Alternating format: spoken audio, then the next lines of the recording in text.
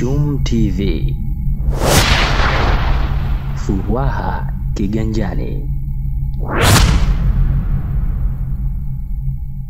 Mgombea urais wa Zanzibar kupitia tiketi ya chama cha ACT Wazalendo, Othman Masoud Othman, amesema iwapo atachaguliwa, atarejesha huduma ya afya mikononi mwa serikali ili itekeleze jukumu lake la msingi la kuwahudumia wananchi.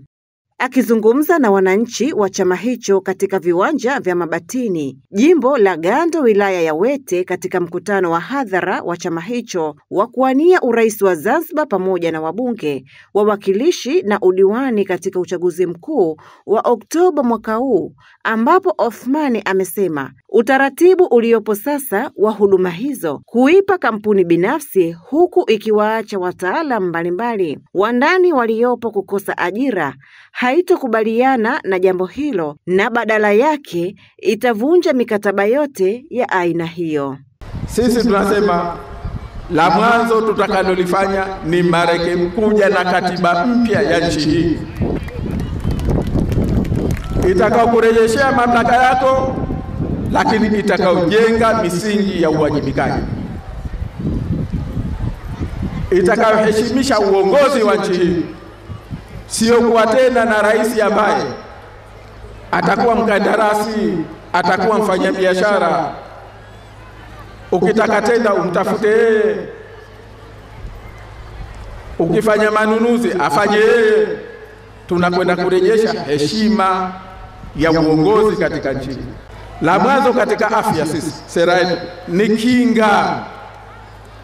ni kinga katika lishe, ni kinga kwenye maradhi ya kuambukiza, ni kinga katika maradhi ya kawaida. Tutakachoimarisha ni huduma ya afya ya jamii, lakini pia kuwa na idara maalum ya kinga ya maradhi yasiyoambukiza ambayo itashughulikia na masuala ya lishe. Na tunaposema masuala ya lishe, maana yake ni nini? Masuala ya lishe sio tu kwamba mtu ajaze tumbo. Ndugu zangu, tunaletewa mavyakula hapa yana sumu. Tunaletewa mavyakula yana sumu. Zanzibar ndio tunaongoza leo kwa maradhi ya kansa. Mtoto uliomsomesha ana diploma yake, anajipepea, hana vya kuifanya, hana cha kufanya. Ushauza akikataa, mtoto kakukalia nyumbani, anaomba na pesa ya bando. Tunachosema tutakwenda kufuta mikataba yote ya waliopewa kutoa huduma za afya.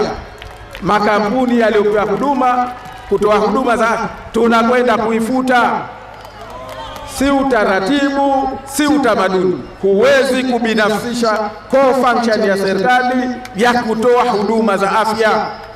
Na hapa makamu mwenyekiti wa timu ya kampeni ambaye pia ni mjumbe wa kamati kuu ya chama hicho, Mansur Yusuf Hemidi, akawa na neno la kusema. Nchi yetu sote tunakubaliana kwamba inahitaji mageuzi makubwa na mabadiliko ya namna serikali inavyosimamia shughuli zetu.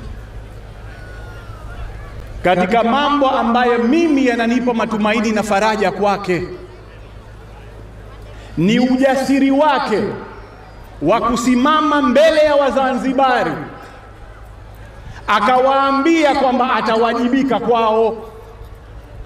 Na nataka niwaambie ndugu zangu, hakuna jambo muhimu kushinda uwajibikaji ya wale ambao mnawachagua kuwapa dhamana ya kusimamia na kuendesha shughuli zenu.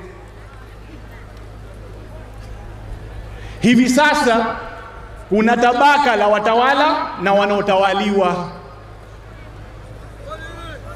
Misingi aliyotuachia Maalim Seif marehemu,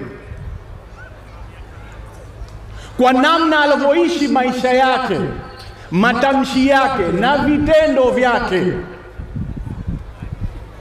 kwamba viongozi wanapaswa kuwa watumishi wa watu, sio watawala wa watu. Tunahitaji mabadiliko.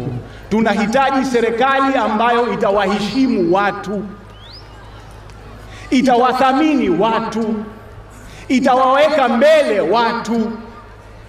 Uhuru ni watu, mapinduzi ni watu, mapinduzi ni ardhi. Bila ya ardhi basi ingekuweko na mapinduzi. Leo hii Mzanzibari anakodishwa ardhi.